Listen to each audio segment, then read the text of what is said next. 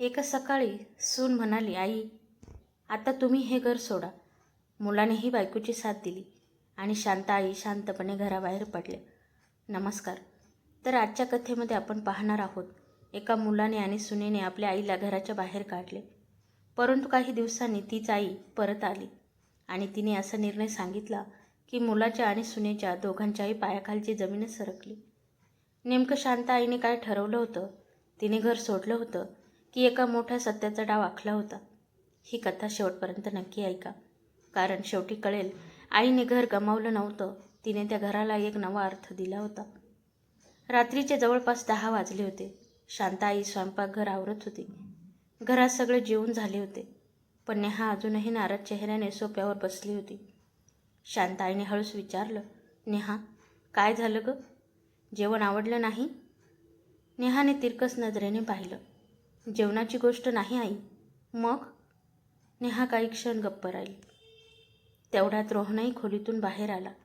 नेहाने त्याच्याकडे पाहिलं. तुम्हीच सांगा. रोहन शांत होता. शांता आईला काही समजत नव्हतं. काय झालं?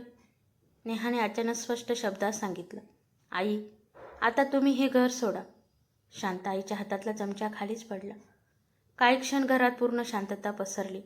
काय म्हणालीस? नेहा म्हणाले, तुम्ही ऐकलत. रोहनने मात्र मान खाली घातली. शांताईने मुलाकडे पाहिलं. रोहन, ही काय बोलते? रोहनने उत्तर दिलं नाही. शांताईच्या चेहऱ्यावरचं हसू हळूहळू नाहीसं झालं. तुलाही हेच वाटतं? रोहन काही क्षण शांत राहिला. मग हळू आवाजात म्हणाला, आई, आम्हाला वाटतं तू वेगळं राहिलेलं बरं. शांताईने मुलाकडे बराच वेळ पाहिलं.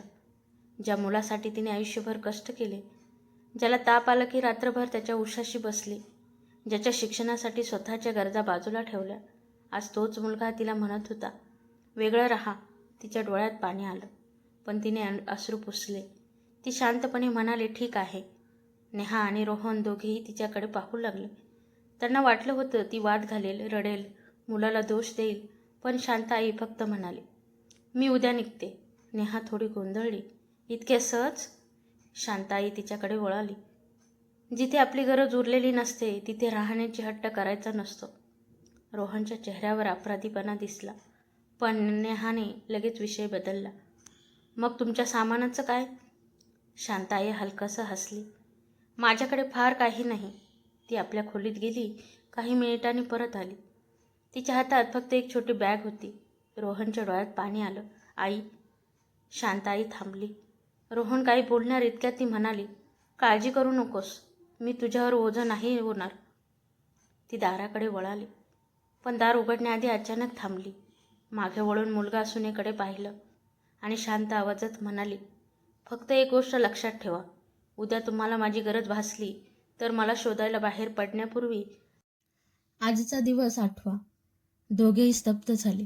शांताई बाहेर निघून गेली, पण त्यांना अजून माहीत नव्हतं शांताईने घर सोडण्याचा निर्णय घेतला होता.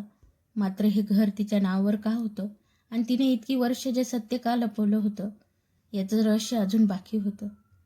शांताई घरातून बाहेर पडली. रात्र शांत होती. हातात छोटी बॅग आणि डोळ्यात पाणी, पण चेहऱ्यावर राग नव्हता. ती रस्त्याच्या कोपऱ्यावर थांबली. एकदा मागे वळून घराकडे पाहिलं. त्या घराच्या प्रत्येक भिंती तिच्या आयुष्याच्या आठवणी होत्या. रोहनचं बालपण, त्याचं पहिलं शाळेत जाणं, त्याच्या शिक्षणासाठी केलेली धडपड, पती गेल्यानंतर एकटीने सांभाळलेलं घर, सगळं डोळ्यासमोर केलं. पण तिने स्वतःला सावरलं. आता रडायचं नाही, ती स्वतःशीच म्हणाली. इकडे घरात नेहा म्हणाली, रोहन, आई खरंच निघून गेली. रोहन खिडकीतून बाहेर पाहत होता. हो, मग एवढा शांत का आहेस? रोहनने काही उत्तर दिलं नाही. नेहा म्हणाली, आपण चुकीचं काही केलं नाही. शेवटी आपल्यालाही आपलं आयुष्य आहे की. रोहनने तिच्याकडे पाहिलं. पण ती माझी आई आहे, म्हणूनच तर त्यांना वेगळं घर देऊ, खर्च आपण करू. रोहन शांत झाला. नेहाने पुढे म्हटलं, उद्या घराची दुरुस्ती सुरू करूया. आता घरात जागाही मोकळी होईल. हे ऐकून रोहनला पहिल्यांदा नेहाच्या बोलण्याचा त्रास झाला. नेहा, आईला घराबाहेर काढण्याचा निर्णय आपण घेतला आहे, तिची खोली मिळवण्याचा नाही. नेहा गप्प झाली. दुसऱ्या दिवशी सकाळी शांता आई एका छोट्याशा भाड्याच्या घरात पोहोचली. घर साधं होतं. एक खोली, छोटंसं स्वयंपाकघर आणि खिडकीतून येणारा सकाळचा प्रकाश. मालकाने विचारलं, एकटी राहणार? शांताईने हसून उत्तर दिलं, हो. मुलं नाहीत का? ती क्षणभर थांबली. आहेत ना. मग? शांताई शांतपणे म्हणाली, मुलं आहेत, पण आता मला स्वतःसोबत राहायला शिकायचं आहे. मालक काहीच बोलला नाही. त्या दिवशी दुपारी शांताईने बाजारातून काही भाजीपाला आणला. घरी परतताना तिला रस्त्यात एका ओळखीची महिला भेटली. अगं शांता, तू इथे? शांताई हसली. हो, आता इथेच राहणार. पण का? शांताईने विषय बदलला. चल, कधीतरी घरी ये. ती निघून पुढे गेली. पण तिच्या मनात एक विचार सतत फिरत होता. आता पुढचं आयुष्य फक्त आठवणीमध्ये घालवायचं नाही. काही दिवस गेले. शांताईने स्वतःसाठी एक छोटंसं काम सुरू केलं. तिला वर्षानुवर्ष स्वयंपाकाची आवड होती. तिने घरगुती पदार्थ बनवायला सुरुवात केली. हळूहळू लोकांच्या तिच्या हातच्या पदार्थाची चव आवडू लागली. काम वाढू लागलं. तिच्या चेहऱ्यावर पुन्हा आत्मविश्वास दिसू लागला. इकडे रोहन मात्र आईची आठवण काढत होता. एक दिवस त्याने फोन केला. आई, कशी आहेस? छान आहे बाळा. काही लागलं तर सांग. मला काही कमी नाही. रोहन शांत झाला. मग विचारलं, घरी येशील का कधी? शांताई काही क्षण शांत राहिली. तुमचं घर आहे ना? रोहनच्या मनाला टोचलं. आई, काळजी करू नकोस, मी ठीक आहे. फोन कट झाला. त्या रात्री नेहाने रोहनला एक गोष्ट सांगितली. तुला माहीत आहे का? काय गं? आज एक व्यक्ती घर पाहायला आली होती. रोहन चकित झाला. कशासाठी? नेहा म्हणाली, आपलं घर विकायचं ठरवलं तर किती किंमत मिळेल हे पाहायला. रोहनच्या चेहऱ्यावर चिंता उमटली. पण घर विकायचं कोणी म्हटलं? नेहा शांतपणे म्हणाली, मी. काय? आपण नवीन फ्लॅट घेऊ, हा जुना बंगला विकू.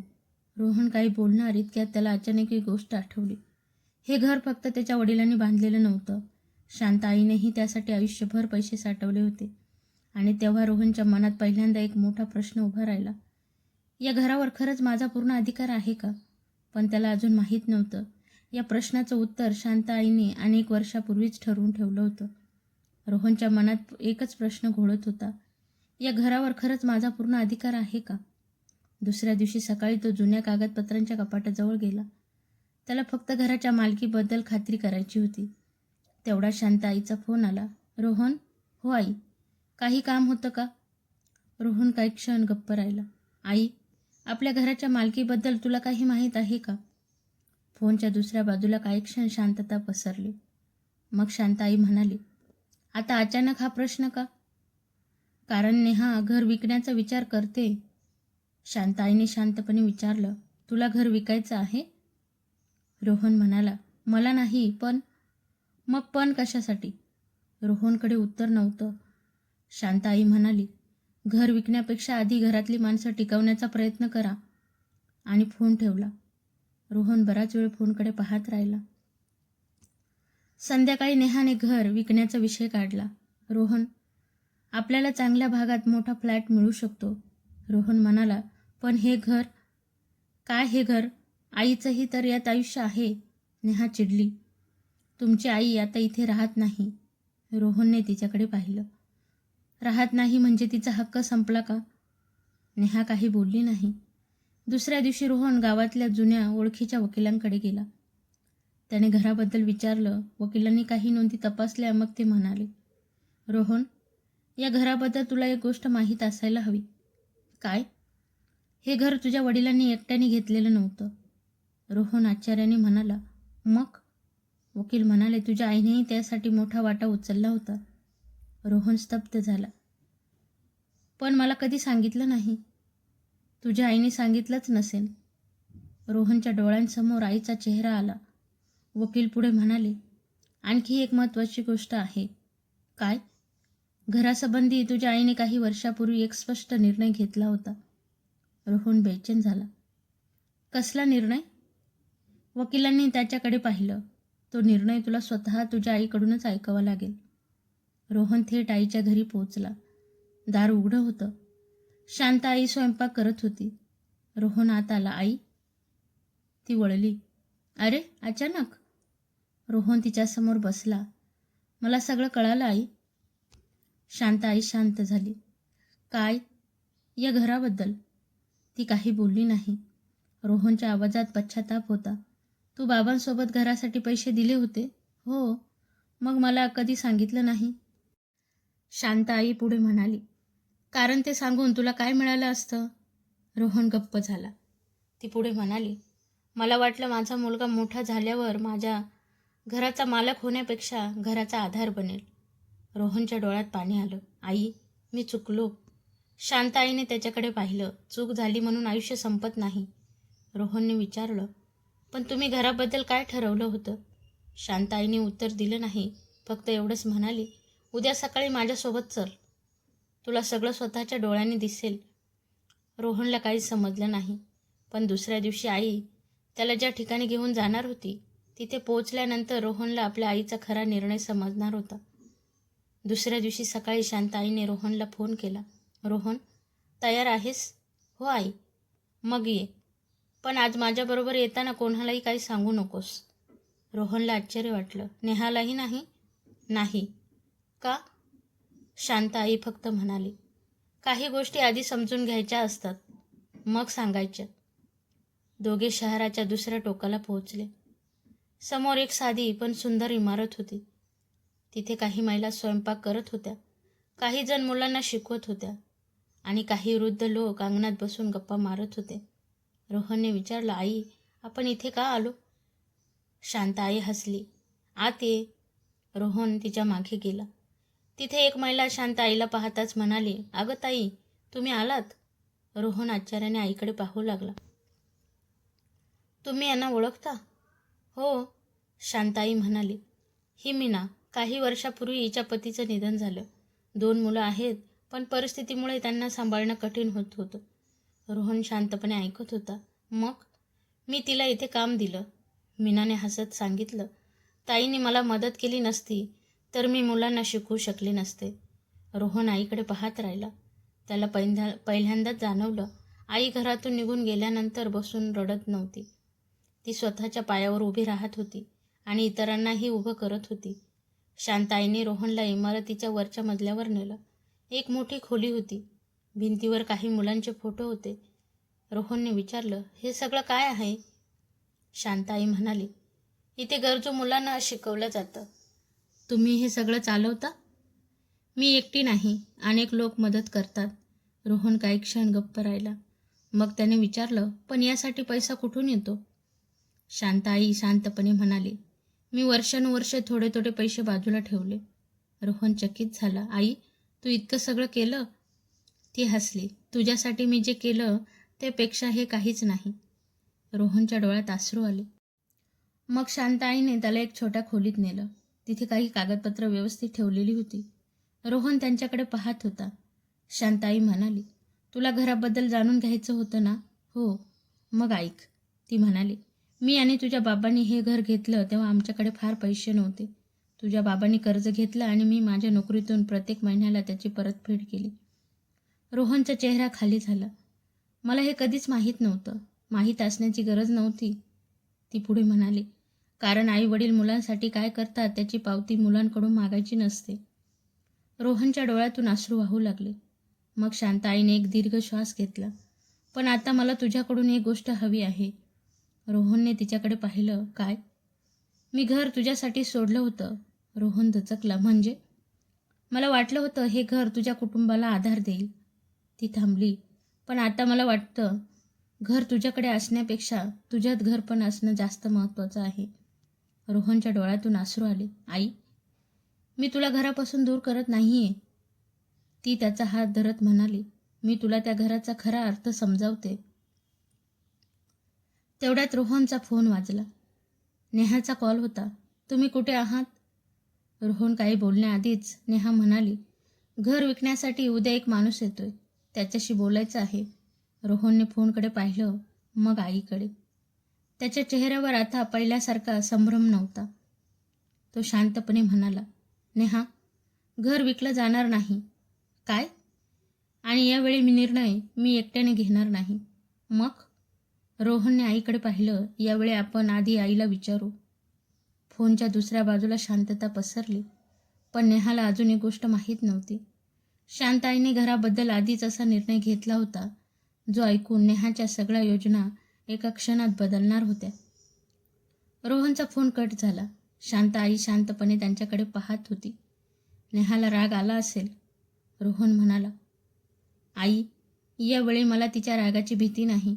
शांताई हलकसं हसली. रागाची भीती ठेवू नकोस, पण नातं तोडण्याची घाईही करू नकोस. रोहन काही बोलला नाही. तो फक्त आईकडे पाहत राहिला. दुसऱ्या दिवशी सकाळी नेहा घरात एका व्यक्तीला घेऊन आली. हे घर पाहायला आले आहेत. रोहनने त्याला बसायला सांगितलं. नेहा म्हणाली, घर विकल्यावर आपल्याला चांगल्या भागात फ्लॅट घेता येईल. रोहन शांत होता. मग त्याने आईला फोन केला. आई, तू येऊ शकशील का? काही वेळा शांत आई घरी आली. नेहाने तिला पाहता चेहरा वाकवला. तुम्हाला पुन्हा घरात यायची गरज काय? रोहनने लगेच म्हटलं, नेहा, पुरे आता. शांत आईने मात्र हाताने त्याला शांत केलं. तिला बोलू दे. नेहा म्हणाली, आई, आम्हाला आमचं आयुष्य जगायचं आहे. तुमच्यामुळे आमच्यात रोज भांडणं होतं. शांत आई शांतपणे म्हणाली, म्हणूनच मी घर सोडलं. नेहा म्हणाली, मग आता घर विकायला अडथळा का आणता? शांत आईने तिच्याकडे पाहिलं. कारण हे फक्त घर नाही. नेहा उपहासाने हसली. मग काय आहे? शांत आईने उत्तर दिलं. तुझ्या नवऱ्याच्या बालपणाची साक्ष आहे. त्याच्या वडिलांच्या कष्टांची आठवण आहे आणि माझ्या आयुष्याचा मोठा हिस्सा आहे. घरात शांतता पसरली. नेहा म्हणाली, पण घर विकलं तर पैसे मिळतील. शांत आई हसली. पैसे मिळतील? नेहा उत्सुक झाली. मग? पण ते पैसे फक्त तुमच्यासाठी वापरले जाणार नाहीत. नेहाच्या चेहऱ्यावर प्रश्नचिन्ह उमटलं. रोहनही आईकडे पाहत होता. शांत आईने शांतपणे सांगितलं, मी ठरवलं आहे की हे घर विकायचं नाही. नेहा संतापली. पण अधिकार कोणाचा आहे? शांत आईने उत्तर दिलं, ज्यांनी हे घर उभं करण्यासाठी आयुष्य घातलं त्यांचा. नेहा काही बोलणार इतक्या शांत आई पुढे म्हणाली, आणि माझ्या हयातीत हे घर विकण्याचा निर्णय कुणीही माझ्यावर लादू शकत नाही. रोहनने मान खाली घातली. त्याला आईचा अपमान केल्याची जाणीव झाली. नेहा अचानक म्हणाली, मग तुम्ही हे घर स्वतःसाठी ठेवणार? शांत आईने डोकं हलवलं. नाही. मग? शांत आईने रोहनकडे पाहिलं. हे घर मी तुझ्या नावावर करणार आहे. रोहन दचकला. आई? नेहा देखील गोंधळली. म्हणजे? शांत आई म्हणाली, पण एक अट आहे. रोहनने विचारलं, काय? ती म्हणाली, या घरात तू आणि नेहा राहा, पण या घराचा एक भाग माझ्यासारख्या एकट्या आई वडिलांसाठी कायम खुला ठेवायचा. नेहा स्तब्ध झाली. शांत आई पुढे म्हणाली, ज्यांच्या मुलांना त्यांच्यासाठी वेळ नाही अशा वृद्धांना काही दिवस इथे राहता येईल. त्यांना सुरक्षितता, जेवण आणि माणसांची सोबत मिळेल. रोहनच्या डोळ्यात पाणी आलं. आई, तू माझ्यावर इतका विश्वास अजूनही ठेवतेस? शांत आई हसली. आईचा विश्वास मुलाच्या एका चुकीने संपत नाही, पण मुलाची चूक त्याला कायमची शिकवून देऊ शकते. नेहा मात्र गप्प होती. तिच्या चेहऱ्यावरचा राग हळूहळू कमी झाला. तिला पहिल्यांदा जाणवलं, ज्या स्त्रीला ती घरातील अडथळा समजत होती, तीच स्त्री घर तिच्या हातातून काढून घेत नव्हती. उलट घर तिच्या कुटुंबाला देत होती. पण तिच्या मनात अजून एक प्रश्न होता. ती हळू आवाजात म्हणाली, आई, मी तुमच्याशी खूप चुकीचं वागले. शांत आई काही बोलली नाही. नेहाच्या डोळ्यात पाणी आलं. तुम्ही मला माफ कराल? शांत आईने तिच्या खांद्यावर हात ठेवला. माफी मागणं सोपं असतं. नेहा मान खाली घालून उभी राहिली. पुढे शांत आई म्हणाली, पण बदलणं महत्त्वाचं असतं. नेहाने डोळे पुसले. मी बदलेन. शांत आईने तिला जवळ घेतलं. त्या दिवशी घर विकण्याचा विचार कायमचा थांबला. पण गोष्ट इथे संपली नाही. काही दिवसांनी शांत आईला अचानक एक बातमी मिळाली. ज्या वृद्ध महिलेला तिने आपल्या केंद्रात काम दिलं होतं, तिच्या मुलाने तिलाही घराबाहेर काढलं होतं. शांत आईने सागरला नाही तर रोहनला फोन केला. बेटा, आता तुझी खरी परीक्षा आहे. रोहनने विचारलं, कसली? शांत आई म्हणाली, तू माझ्या चुका माफ करायला शिकला आहेस, पण आता तुला दुसऱ्या आईला तिचं घर पण परत द्यायचं आहे. शांत आईचा फोन ठेवताच रोहन काही क्षण जागेवरच उभा राहिला. आईच्या आवाजात नेहमीसारखी शांतता होती, पण यावेळी त्यामागे एक वेदना होती. त्याने नेहाला सगळं सांगितलं. एका वृद्ध महिलेला तिच्या मुलाने घराबाहेर काढलं आहे. नेहा शांत झाली. काही क्षणांपूर्वी पूर्वीपर्यंत तिला वाटत होतं की सासू सुनेचा प्रश्न घरापुरतेच असतात. पण आता तिला जाणवत होतं, एका आईला घराबाहेर काढणं म्हणजे फक्त तिला जागेपासून दूर करणं नसतं, तिच्या मनातून सुरक्षिततेची भावना काढून घेणं असतं. नेहा म्हणाले, आपण तिला घेऊन येऊया. रोहनने आश्चर्याने तिच्याकडे पाहिलं. कुठे? आईने सांगितलेल्या त्या एका जागी. रोहनच्या चेहऱ्यावर हलकंसं हसू आलं. तू माझ्यासोबत येशील? नेहा म्हणाली, यावेळी फक्त तुझ्यासोबत नाही, आईसोबत. दोघे त्या वृद्ध महिलेला भेटायला गेले. तिचं नाव होतं कमलाबाई. त्या एका छोट्याशा खोलीत शांत बसल्या होत्या. रोहनने नमस्कार केला. काकू, आम्ही तुम्हाला घ्यायला आलो आहोत. कमलाबाईंनी त्याच्याकडे पाहिलं. मला कुठे जायचं नाही. नेहा त्यांच्याजवळ बसली. काकू, आम्ही तुम्हाला कुठेही जबरदस्तीने घेऊ जाणार नाही. कमलाबाईच्या डोळ्यात पाणी आलं. माझ्या मुलानेही असंच म्हटलं होतं. आई तुझ्यासाठी चांगली जागा शोधतो, पण शेवटी मला घराबाहेर केलं. नेहा काही बोलू शकली नाही. तिच्या डोळ्यांसमोर स्वतःची काही दिवसांपूर्वीची वागणूक आली.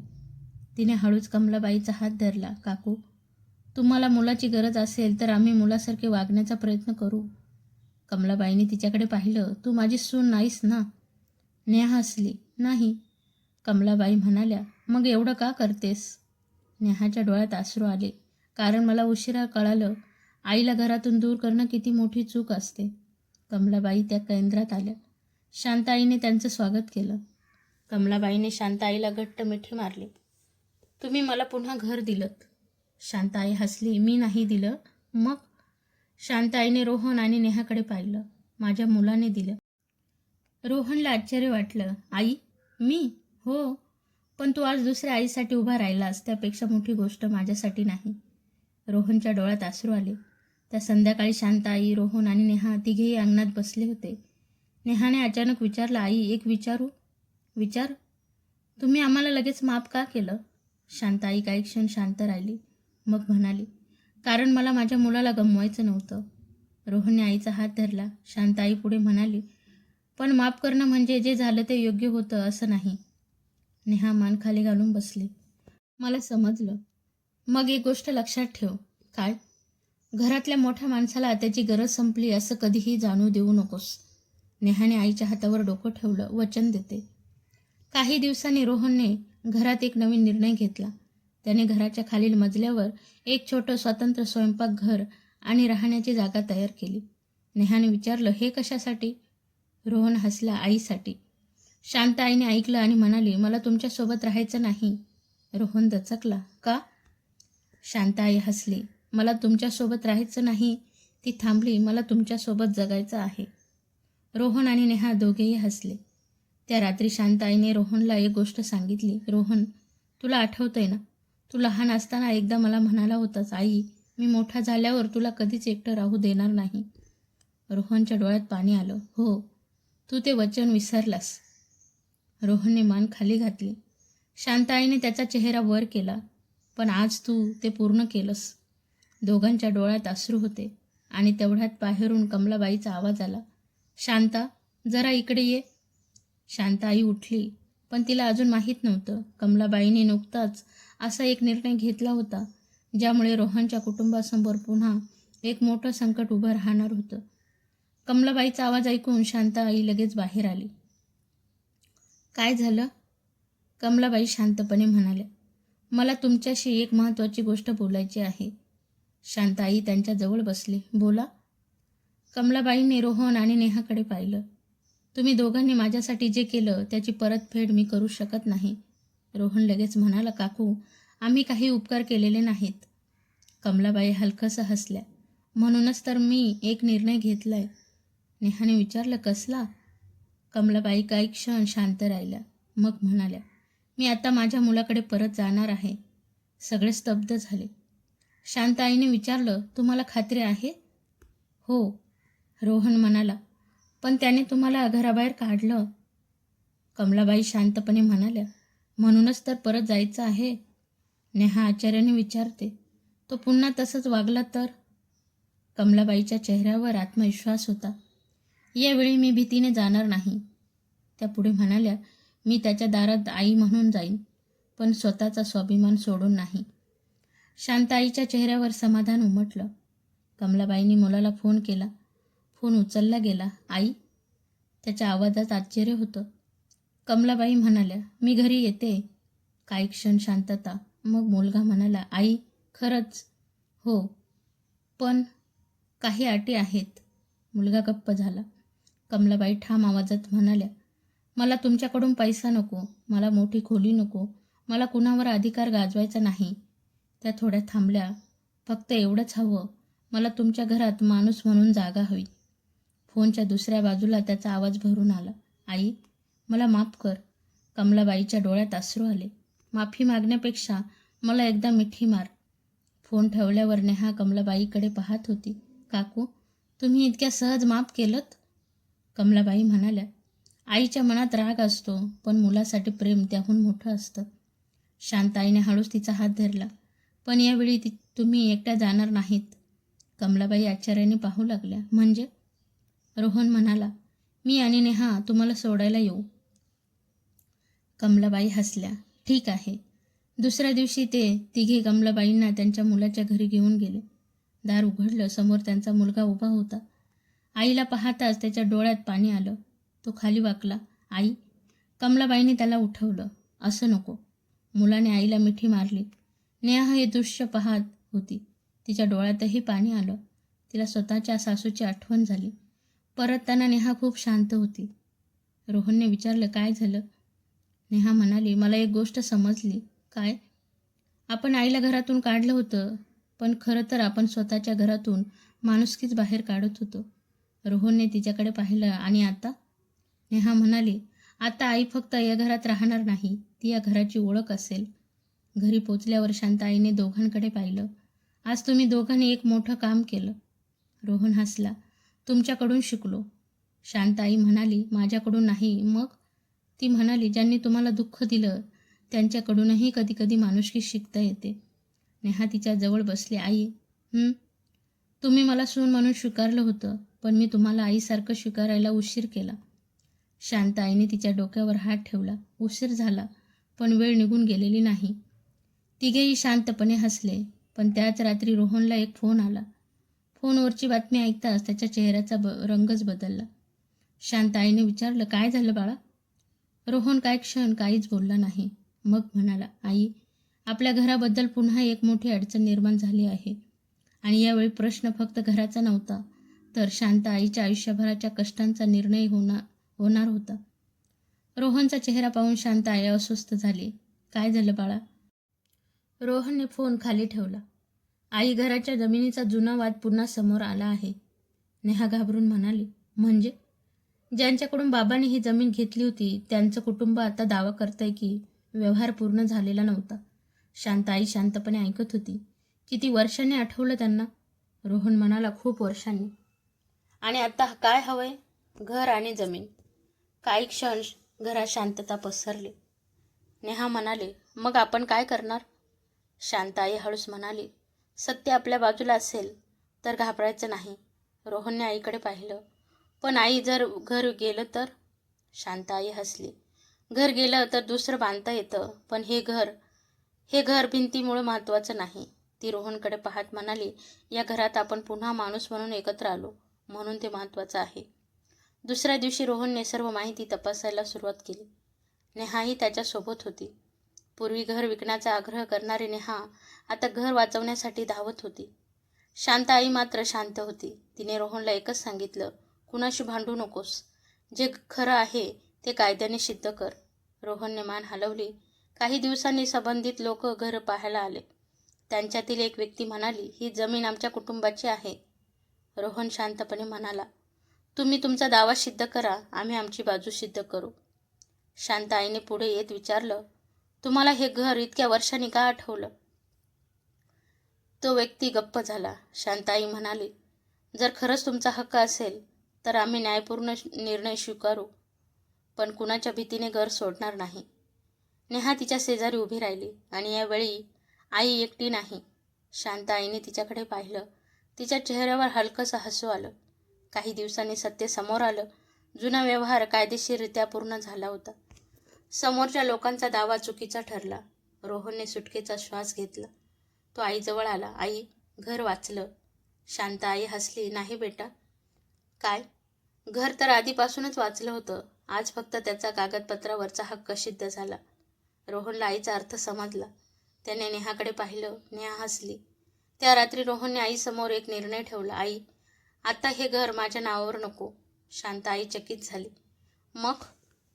तुमच्या नावावर राहू दे. का? रोहन म्हणाला, कारण ज्या घरासाठी तुम्ही आयुष्यभर कष्ट केले त्यावर तुमचं नाव असणं हा तुमचा अधिकार आहे. शांताईच्या डोळ्यात पाणी आलं. मला घर नको बाळा. मला माहीत आहे. मग? रोहन हसला. म्हणूनच हे घर आपण सगळ्यांसाठी ठेवू. काही महिन्यांनी घराचा एक भाग वृद्धांसाठी खुला करण्यात आला. पण यावेळी एक वेगळा नियम होता. इथे येणाऱ्या प्रत्येक आईवडिलांना बेचारे म्हणून नाही तर आपले म्हणून वागवलं जाईल. नेहा स्वतः त्यांची काळजी घेऊ लागली. रोहन त्यांच्यासोबत वेळ घालवू लागला. शांता आई ती अंगणात बसून हे सगळं पाहत होती. तिच्या चेहऱ्यावर समाधान होतं. एक दिवस रोहन तिच्याजवळ बसला. आई, तुम्ही तर रात्री घर सोडलंत म्हणून मला वाटलं होतं तुम्ही आमच्यापासून दूर गेलात. शांता आई हसली. कधी कधी थोडं दूर जाणं गरजेचं असतं. का? ती म्हणाली, जवळची माणसं आपली किंमत विसरतात तेव्हा अंतर त्यांना ती किंमत पुन्हा दाखवतं. रोहनच्या आईचा हात धरला.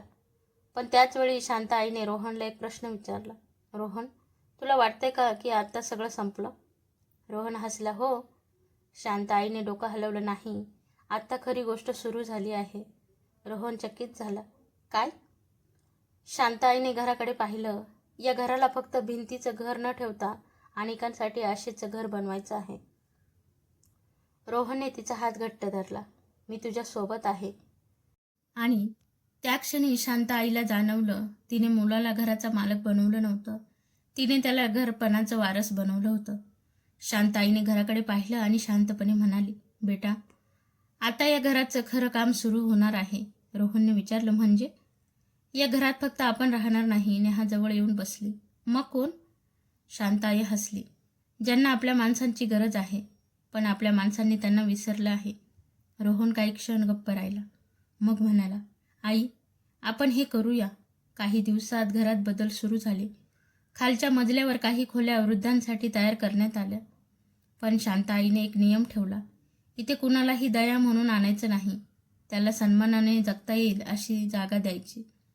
नेहा स्वतः स्वयंपाकाची जबाबदारी घेऊ लागली. रोहन औषधं आणि इतर गरजा पाहू लागला. शांता आई मात्र प्रत्येक वृद्ध व्यक्तीसोबत बसून त्यांचं बोलणं ऐकायची. एक दिवस एका आजोबांनी विचारलं, तुम्ही हे सगळं का करता? शांताई म्हणाली, कारण मला माहीत आहे घर असणं आणि घर पण मिळवणं यात खूप फरक असतो. एके दिवशी रोहनने आईला विचारलं, आई, तू स्वतःसाठी काहीच ठेवत नाही. शांताई हसली. ठेवलंय ना. काय? ती रोहनकडे पाहत म्हणाली, तू? रोहनच्या डोळ्यात पाणी आलं. मी?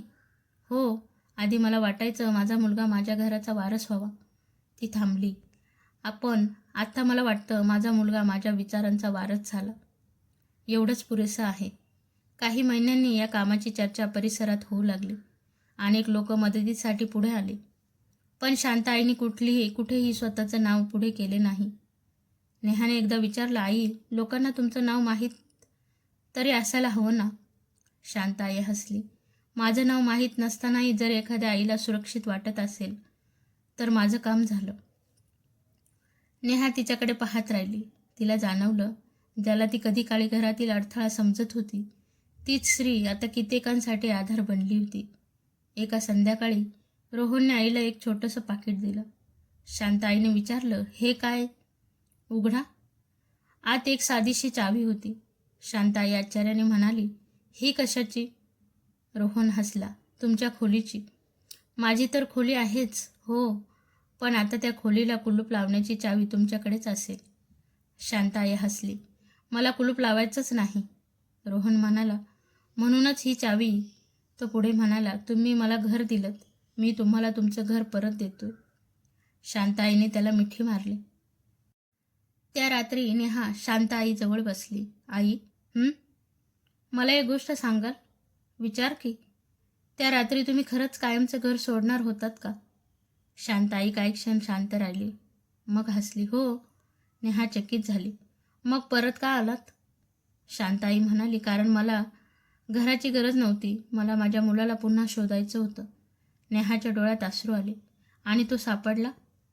शांत आईने हसून उत्तर दिलं, हो. आधी माझा मुलगा हरवला होता, आता मला माझा मित्र सापडला. पण त्याच रात्री शांत आईने रोहनला एक निर्णय सांगितला. रोहन, उद्यापासून माझी एक इच्छा पूर्ण कर. काय? ती म्हणाली, या घरात राहणाऱ्या प्रत्येक वृद्धाच्या मुलाला एकदा इथे बोलाव. रोहन आश्चर्याने विचारतो, का? शांत आईच्या डोळ्यात एक वेगळाच भाव होता. कारण मला त्यांना शिक्षा करायची नाही. ती थांबली. मला त्यांना त्यांच्या आईवडिलांची किंमत समजावून द्यायची आहे. आणि दुसऱ्या दिवशी सुरू झालेल्या त्या भेटीत एक असा मुलगा शांत आईसमोर आला, ज्याला पाहताच तिच्या चेहऱ्यावरील रंगच बदलला. दुसऱ्या दिवशी सकाळी घराच्या अंगणात काही मुलं आपल्या आईवडिलांना भेटण्यासाठी आली. कोणी अपराधी नजरेने उभं होतं, कोणी आईचा हात धरून रडत होतं, तर कोणी फक्त शांतपणे वडिलांसमोर बसलं होतं. शांत आई प्रत्येकाकडे पाहत होती. तिला एकच गोष्ट जाणवत होती, कधीकधी आईवडिलांना मोठी संपत्ती नको असते, फक्त आपल्या मुलांच्या आयुष्यात आपली जागा हवी असते. तेवढ्या दारातून एक तरुण आत आला. त्याचं नाव होतं अमोल. तो एका वृद्ध व्यक्तीसमोर जाऊन थांबला. तो वृद्ध माणूस त्याचा वडील होता. अमोलने खाली मान घातली. बाबा. वडिलांनी काहीच उत्तर दिलं नाही. अमोलच्या डोळ्यात पाणी आलं. मला माफ करा. वडिलांनी त्याच्याकडे पाहिलं. तुला माझी आठवण का आली? अमोल काही बोलू शकला नाही. मग म्हणाला, कारण मला जाणवलं मी तुम्हाला घर दिलं होतं, पण तुमच्यासाठी वेळ दिला नव्हता. शांत आई दूर उभी राहून हे पाहत होती. तिच्या डोळ्यात पाणी आलं, कारण तिला स्वतःचा रोहन आठवला. कार्यक्रम संपल्यानंतर रोहन आईजवळ आला. आई, आज तू खूप शांत दिसतेस. शांत आई हसली. आज मला माझं काम पूर्ण झाल्यासारखं वाटतंय. कसलं काम? ती म्हणाली, तुझ्या बाबांनी मला घर दिलं होतं, मी त्या घराला अर्थ दिला. रोहनने तिचा हात धरला. आणि मला? शांत आईने त्याच्या डोक्यावर हात ठेवला. तुला मी माणुसकी दिली. ती हसली. संध्याकाळी घरात सगळे एकत्र बसले होते. नेहाने शांत आईसाठी चहा बनवला. आई, साखर कमी आहे. शांत आई हसली. माझ्यासाठी अगदी योग्य आहे. नेहा म्हणाली, पूर्वी मी तुम्हाला समजून घेतलं नाही. शांत आई म्हणाली, आता समजून घेतलंस ना? हो. मग जुन्या गोष्टी पुन्हा पुन्हा आठवू नकोस. नेहाने आईचा हात धरला. पण एक गोष्ट कधीच विसरणार नाही. काय? नेहा म्हणाली, आईला घरातून काढणं सोपं असतं, पण आईच्या मनातून स्वतःला पुन्हा घरात आणणं खूप कठीण असतं. शांत आईच्या डोळ्यात अश्रू आले. काही दिवसांनी रोहनने घराच्या प्रवेशद्वारावर एक छोटासा फलक लावला. त्यावर लिहिलं होतं, हे घर कुणाचं उपकाराचं ठिकाण नाही, हे आपलेपणाचं घर आहे. शांत आईने तो फलक पाहिला. हे तू लिहिलंस? रोहन म्हणाला, हो. मग माझं नाव का नाही? रोहन हसला. कारण हे घर तुमच्या नावाने नाही, तुमच्या विचारांनी ओळखलं जावं. शांत आईच्या डोळ्यातून अश्रू वाहू लागले. तिने रोहनला मिठी मारली. रात्री सगळे झोपल्यानंतर शांत आई अंगणात एकटी बसली. आकाशाकडे पाहून ती हळूच म्हणाली, आज तुझं घर खरंच घर झालं. तिच्या डोळ्यांसमोर पतीचा चेहरा आला. तिने डोळे मिटले. ओठांवर हलकंसं हसू होतं, कारण तिने आयुष्यभर जपलेली गोष्ट शेवटी तिच्या मुलाने समजून घेतली होती. घर म्हणजे 4 भिंती नाहीत. घर म्हणजे जिथे आपल्याला कुणी ओझं समजत नाही, ती जागा. आणि शांत आईने मुलाला संपत्तीचा वारसा दिला नव्हता, तिने त्याला माणुसकीचा वारसा दिला होता. रोहनने तो वारसा स्वीकारला आणि पुढच्या पिढीकडे देण्याचं वचन दिलं. आईवडिलांना त्यांच्या म्हातारपणी मोठं घर नको असतं, त्यांना फक्त एवढंच हवं असतं, माझ्या मुलाच्या घरात माझ्यासाठी अजूनही एक जागा आहे. मित्रांनो, शांत आईने त्या दिवशी घर सोडलं होतं, पण तिने आपल्या मुलावरचं प्रेम कधीच सोडलं नाही. तिला संपत्ती नको होती, अधिकार नको होता. तिला फक्त एवढंच हवं होतं की आपल्या मुलाला नात्यांची खरी किंमत कळावी. आणि शेवटी रोहनला समजलं, घर मोठं असण्यापेक्षा त्या घरात माणुसकी मोठी असणं महत्त्वाचं आहे. आईवडिलांना त्यांच्या म्हातारपणी महागड्या वस्तूंपेक्षा तुमचा वेळ, तुमचा आदर आणि 2 प्रेमाचे शब्द जास्त मौल्यवान असतात. ही कथा मनाला भिडली असेल तर लाईक करा, आपल्या जवळच्या व्यक्तीसोबत शेअर करा आणि अशाच हृदयस्पर्शी मराठी कथांसाठी चॅनलला सबस्क्राईब नक्की करा. पुन्हा भेटूया एका नव्या कथेसोबत. धन्यवाद.